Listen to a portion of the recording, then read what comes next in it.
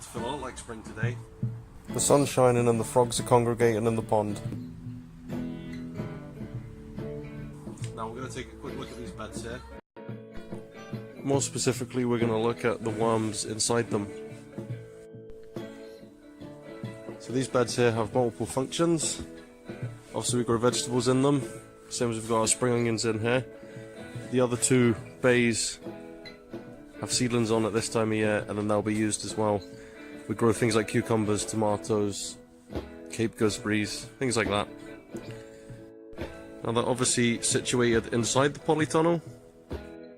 So last year we started using these beds as a kind of extra wormery as well. So I'll move one of these trays out of the way and I'll show you what I mean.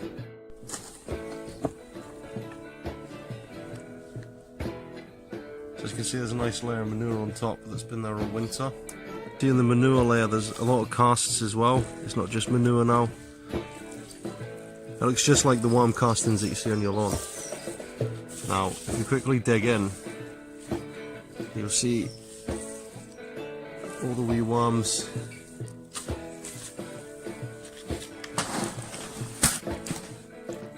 There they are as well. So yesterday we put some chard leaves on them.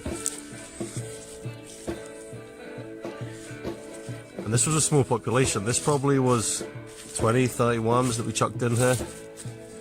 And because they've been sheltered by the polytunnel, they've just kept going on it all year, kept decomposing. So there's a juvenile one there.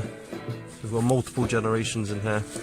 And obviously this is going to be absolutely great for our tomatoes. When they start growing, they're going to love it.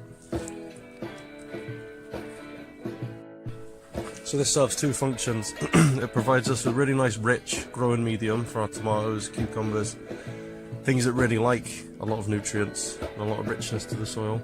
It also provides us with populations of worms to start off other wormeries as well. We've done the same thing on our cold compost heap and they're absolutely full of worms. So it just ensures we've got a nice population of worms. And we just keep checking on them, and we reckon it's about time to feed them. Again, because there's a lot of worm cast now, we obviously know they're starting to use up a lot of the nutrients. They've consumed a lot of the manure. But also, there's a lot of them near the top. So the reason we're doing this now instead of just the boxes for something like this is because for us we just struggled to remember to feed it.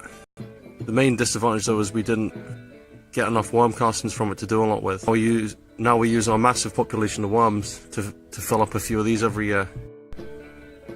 For us this kind of system made sense because we already mulch these beds anyway really heavily to help with water loss, things like that in the summer. So when it comes to feeding them, it's pretty simple. We just give them leftover vegetable waste. This time of year we've got loads of beetroots, kohlrabi leaves, things like that. So we've got an abundance of things. You can also use weeds. So there's a mixture of ryegrass, dandelions, forget-me-nots, all sorts of stuff. The only things you want to watch are alliums. You don't want to put too many onions on in one go. And the other thing that you want to watch is there's not been any chemicals on it. So if you're using like grass clippings, make sure it's not had any chemical feeds or herbicides or anything like that. So back to feeding them. We literally just loosely chop up the veg or the waste. Put a couple of inch layer on the top. So this is what we feed them with.